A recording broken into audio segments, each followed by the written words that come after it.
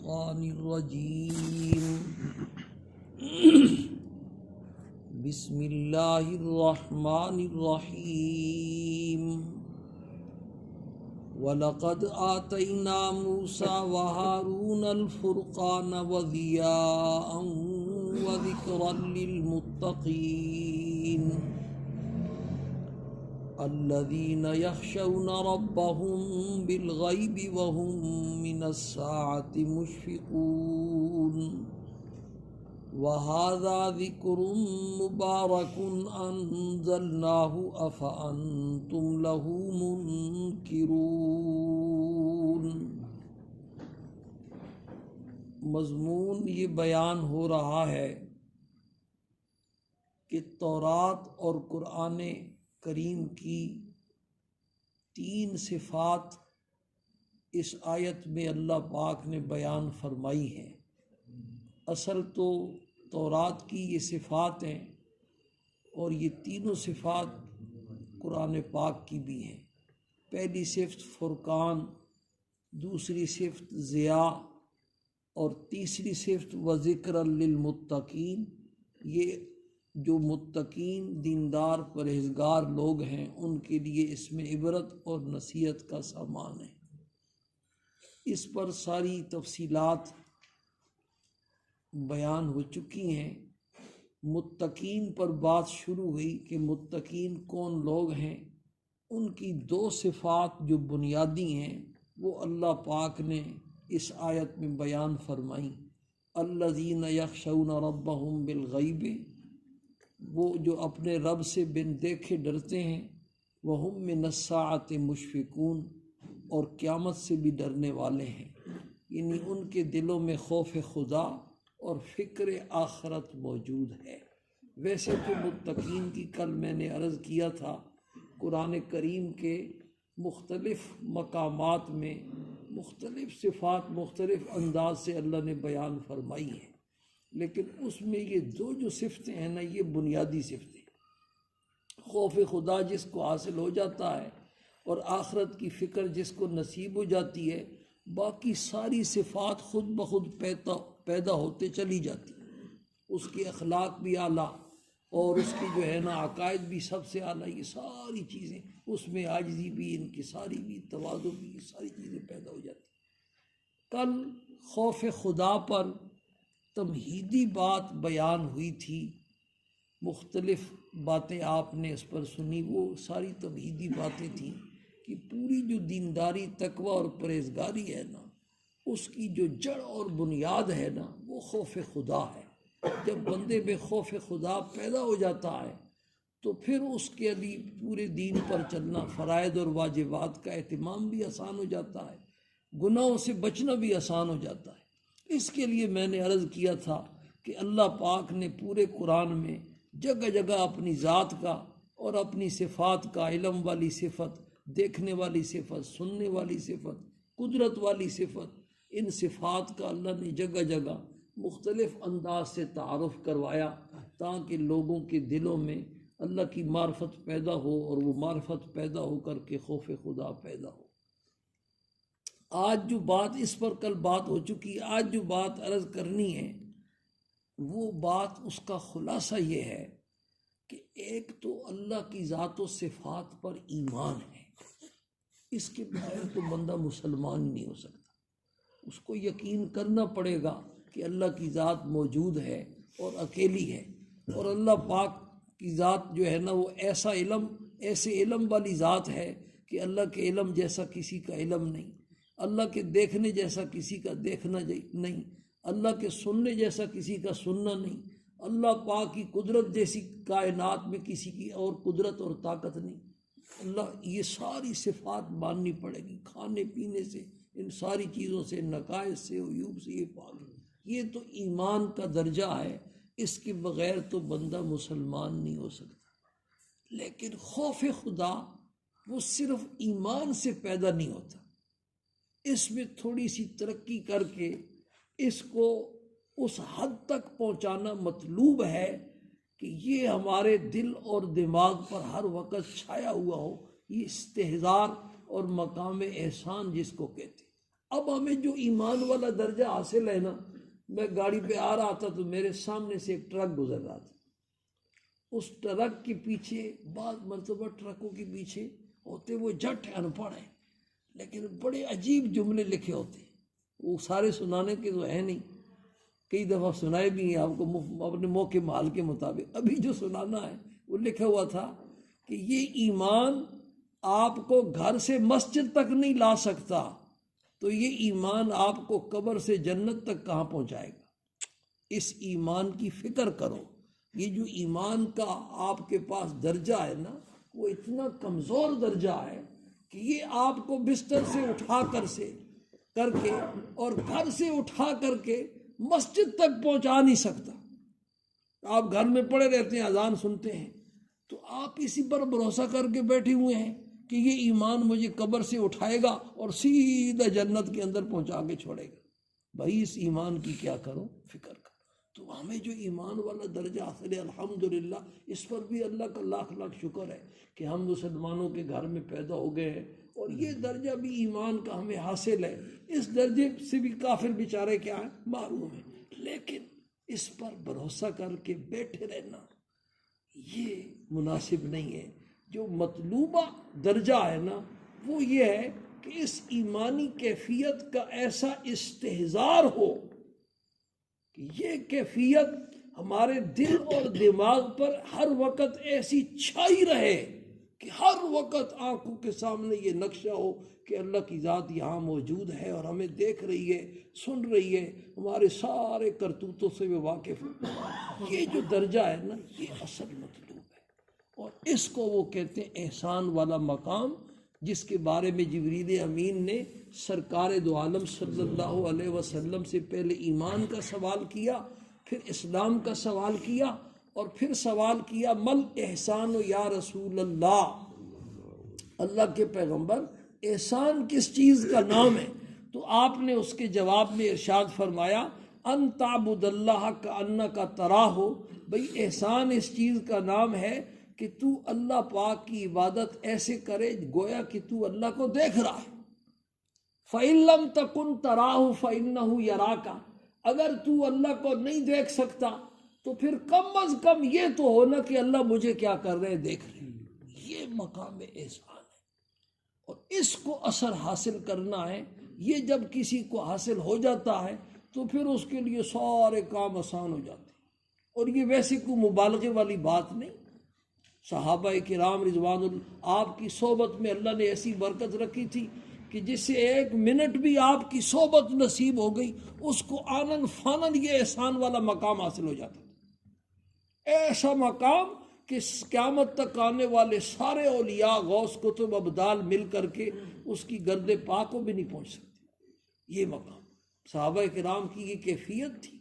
قرآن پاک کی سورہ ہود کی پہلے رکوع کی ایک آیت ہے، 11واں پارہ اس آیت پہ ختم ہو رہا ہے، اس کا شان نزول یہ لکھا ہے کہ بعض صحابہ کرام کی یہ کیفیت تھی کہ ان کے لیے بیت الخلاء میں جانا مشکل ہو جاتا، سطر کھولنا مشکل ہو جاتا کہ اللہ دیکھ رہا ہے ہمیں۔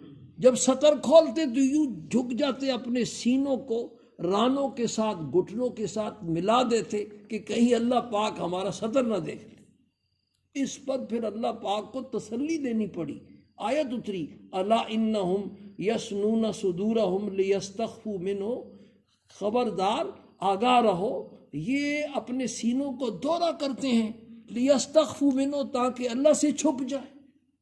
الا حین یستغشون ثیابہم، یہ جب کپڑے پہنے ہوتے ہیں اس وقت بھی یعلم ما یسرون و ما یعلنون، ان کی جو چیزیں نظر آ رہی ہوتی ہیں اللہ ان کو بھی جان رہا ہوتا ہے، اور جو چیزیں چھپی ہوتی ہیں ان کو بھی اللہ پاک جان رہا ہوتا ہے۔ کپڑے کیا چھپائیں گے، انہ علیم بذات الصدور، اللہ پاک کی ذات تو سینے کے اندر دل کے اندر جو خیالات ہیں ان کو بھی جاننے والا ہے، تو اللہ سے تو کوئی چھپ نہیں سکتا، تو ایسا تکلف مت کیا کرے۔ تو یہ مقام احسان صحابہ کرام کو کیا تھا، حاصل تھا، اور اللہ والوں کو حاصل ہوتا۔ حضرت مجدد الفسانی رحمہ اللہ کے بارے میں کتابوں میں لکھا ہوا ہے باقاعدہ کہ وہ فرماتے تھے، حدیث شریف کا مضمون ہے کہ جب بندہ نماز پڑھتا ہے اور کہتا ہے الحمدللہ رب العالمین، تو اللہ پاک عرش معلیٰ کی بلندیوں سے جواب دیتے ہیں حمدنی عبدی، میرے بندے نے میری تعریف بیان کی۔ جب بندہ کہتا ہے الرحمن الرحیم تو اللہ پاک عرش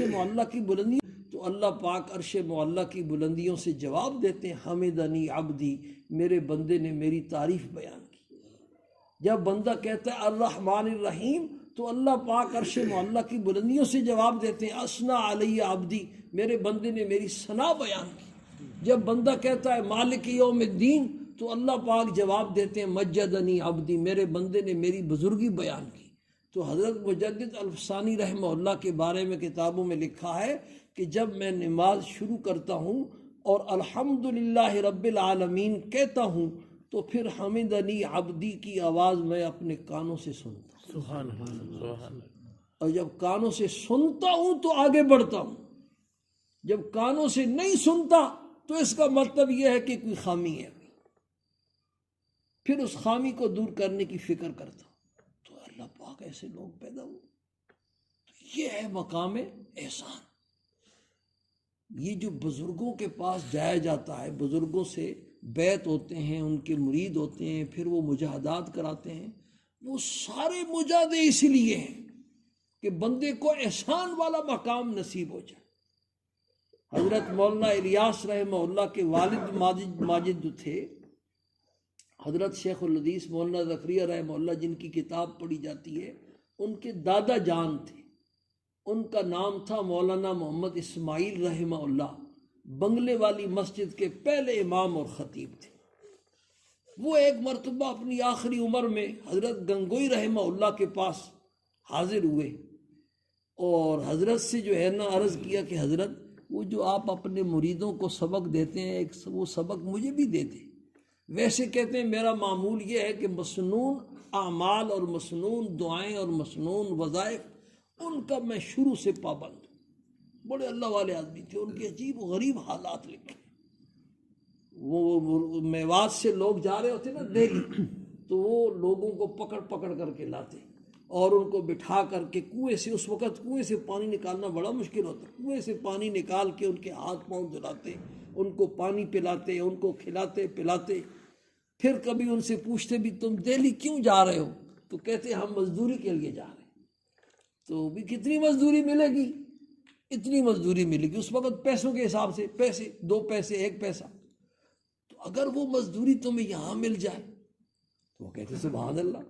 تو ان کو بٹھا لیتے، بٹھا کر کے پھر ان کو قرآن پڑھاتے، مسائل سکھلاتے، اور شام کو جو ہے نا اپنی جیب سے جو ہے نا وہ پیسے دے کے ان کو، اس طرح اس مدرسے کی انہوں نے بنیاد رکھی۔ تو وہ حضرت گنگوئی رحمہ اللہ کے پاس آئے تو حضرت گنگوئی رحمہ اللہ کا آپ نے مریدوں کو آپ جو اسباق دیتے ہیں وہ سبق مجھے بھی دیتے ہیں۔ ویسے تو میرا جو وظائف مسنونہ ہیں ان پر پابندی سے میرا عمل ہے۔ تو حضرت گنگوئی رحمہ اللہ نے ان سے پوچھا کہ آپ مجھے ایک بات بتلائیں، آپ کو مقام احسان حاصل ہے؟ مقام احسان کا یہی مطلب تھا کہ بندے کی پوری زندگی پر یہ بات چھائی رہے کہ اللہ موجود ہے اور اللہ مجھے دیکھ رہا ہے، میری ہر بات کو اللہ پاک نوٹ کر رہا ہے۔ یہ اس کو کہتے ہیں مقام احسان۔ تو انہوں نے کہا مجھے الحمدللہ مقام احسان تو حاصل ہے۔ جب انہوں نے یہ جواب دیا تو حضرت گنگوئی رحمہ اللہ نے فرمایا کہ پھر آپ کو کسی چیز کی ضرورت نہیں۔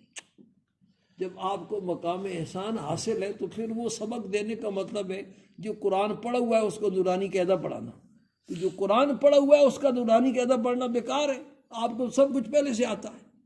تو یہ مقام احسان یہ بزرگوں کی صحبت سے نصیب ہوتا ہے اور اللہ والوں کو۔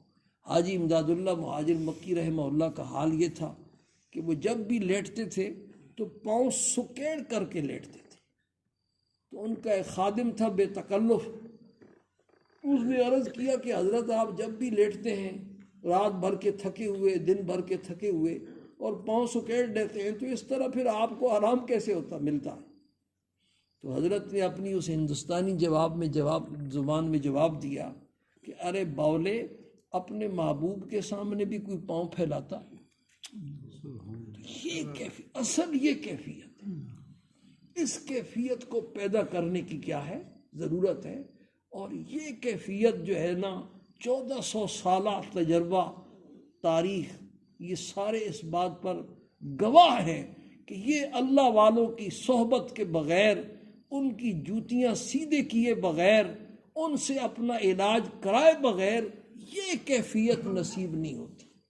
اور جب تک یہ کیفیت نصیب نہ ہو اس وقت تک پورے دین پر چلنا بندے کے لیے مشکل نہیں بلکہ ناممکن ہے۔ وہ کہے کہ میں 100% صحیح معنوں میں ایسا کامل مسلمان بن جاؤں گا کہ مجھ سے گناہوں کا صدور نہیں ہوگا، یا میں گناہ کرنے کے فوراً بعد توبہ کی توفیق مجھے نصیب ہو جائے گی اور فرائض اور واجبات کا اہتمام میرے لیے آسان ہو جائے گا، یہ ناممکنات میں سے ہے۔ 1400 سالہ تاریخ اس بات پر گواہ ہے۔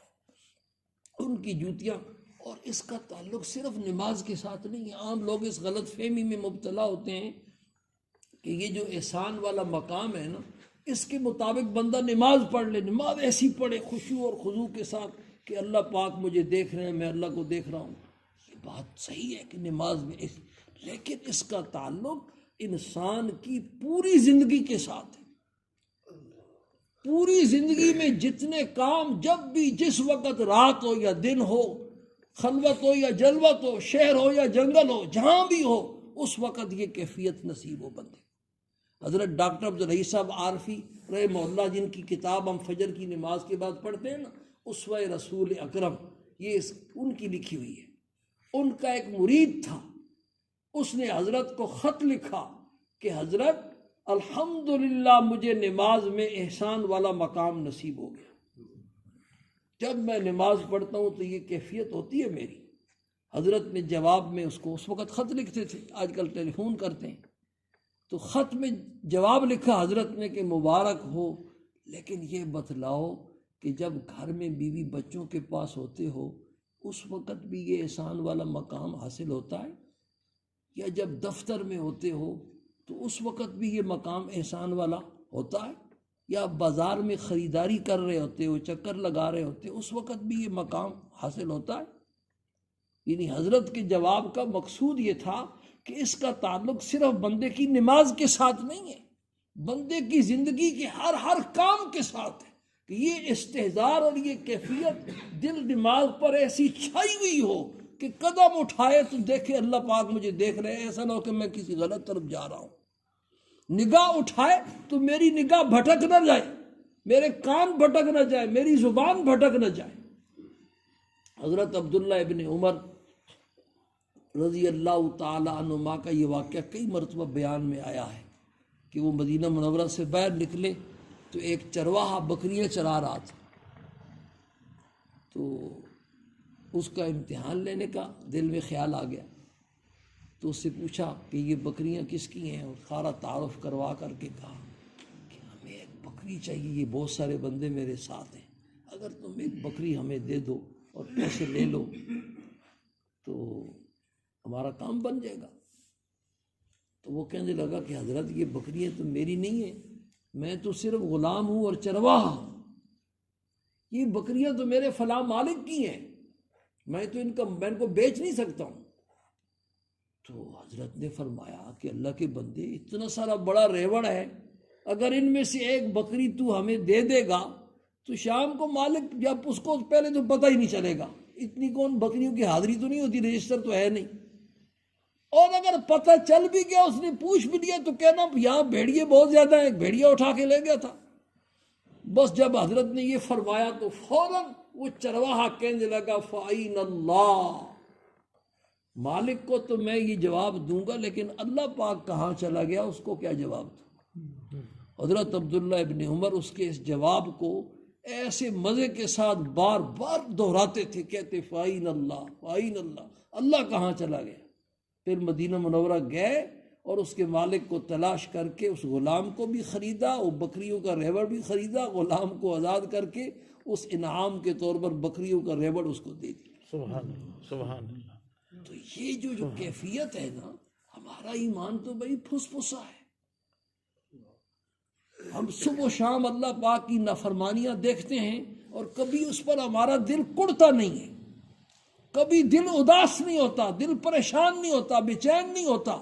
حالانکہ ایمان کا سب سے کمزور درجہ جو بتلایا گیا ہے وہ یہی بتلایا گیا کہ گناہوں کو دیکھ کر کے بندہ بے چین ہو جائے، اس کے دل میں ناگواری پیدا ہو جائے کہ یہ کیا کر رہے ہیں۔ تو کیا ہمارے دل میں ایسی حالت پیدا ہوتی ہے، کیفیت پیدا ہوتی ہے؟ بے سے بےس ہو گیا ہوں۔ تو یہ درجہ ایمان کا اللہ کی ذات و صفات کا یہ مطلوب نہیں ہے۔ درجہ جو مطلوب ہے وہ مقام احسان ہے کہ اللہ کی ذات و صفات کا ایسا استحضار ہو، ایسے دل دماغ پر ہر وقت وہ چھایا ہوا ہو، وہ تصور کہ بندے سے گناہ نہ ہو سکے اور بندے سے فرائض میں واجبات میں کوتاہی نہ ہو سکے، تو پھر کام بنے گا۔ اور یہ کام بنتا تب ہے جب کسی کی جوتیاں سیدھی کی جائیں، اللہ والوں کی صحبت نصیب ہو جائے۔ صحابہ کرام کو یہ مقام آپ صلی اللہ علیہ وسلم کی صحبت سے نصیب ہوا، تابعین کو یہ مقام صحابہ کی صحبت سے نصیب ہوا، تبع تابعین کو یہ مقام تابعین کی صحبت سے نصیب ہوا۔ 1400 سال سے یہ موروثی سلسلہ چلا آ رہا ہے۔ ایک آدھ بات اور باقی ہے کہ کچھ کام کرنے کے ہیں جن سے یہ آدمی کو آہستہ آہستہ یہ مقام نصیب ہوتا ہے، وہ ابھی بات رہ گئی ہے، وہ انشاءاللہ پھر آئندہ ہفتے پیر والے دن بیان ہوگی۔ یہ میں دانہ اس لیے ڈال دیتا ہوں تاکہ تنظیم صاحب پھر بھی ہیں۔